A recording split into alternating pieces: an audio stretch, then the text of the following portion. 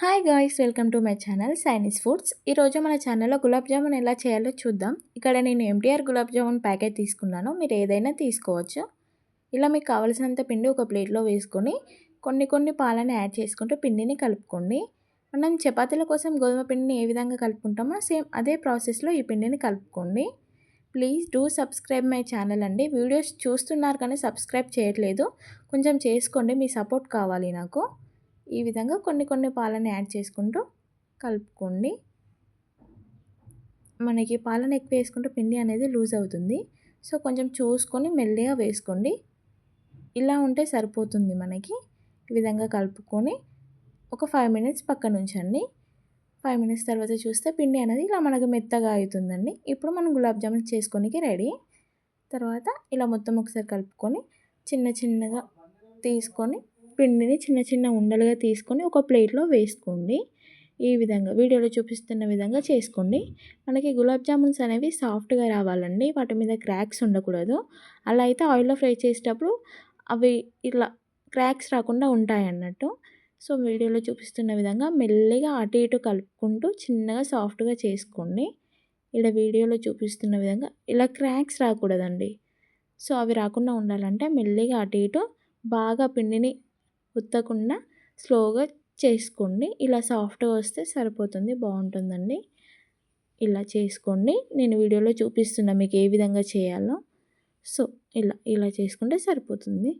So కొంచెం పిండిని ఈ విధంగా తీసుకొని చిన్న సైజులో చేస్తే సరిపోతుంది. ఎందుకంటే మనకి షుగర్ సిరప్లో వేసిన తర్వాత ఆ గులాబ్ జామున్స్ అనేవి ఉబ్బుతాయి కదండి. సో ఈ సైజులో చేస్తే సరిపోతుంది మనకి.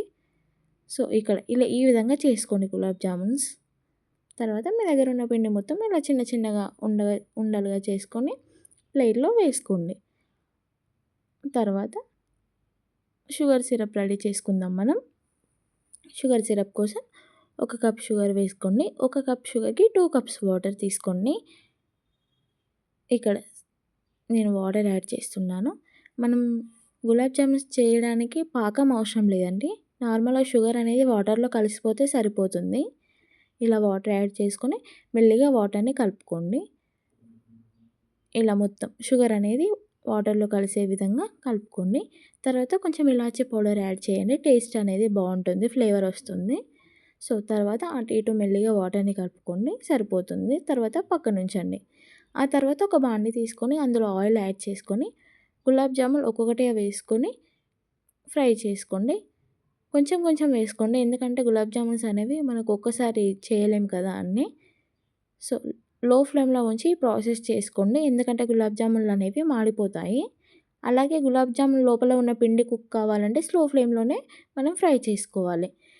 ఇలా వీడియోలో చూపిస్తున్న విధంగా టర్న్ అవుట్ చేసుకుంటే గోల్డెన్ బ్రౌన్ కలర్లోకి వచ్చేలాగా ఈ విధంగా ఈ కలర్ వస్తే సరిపోతుందండి. ఇలా చేసుకొని మనం షుగర్ సిరప్ రెడీ చేసుకున్నాం కదా, అందులో వేయండి. ఇలా వేసే ముందు ఆ షుగర్ సిరప్ని కొద్దిసేపు స్లో ఫ్లేమ్లో వేడెక్కించండి, బాగా వద్దు కానీ కొద్దిగా, ఎందుకంటే కొంచెం సైజులో అవి ఉబ్బుతాయి.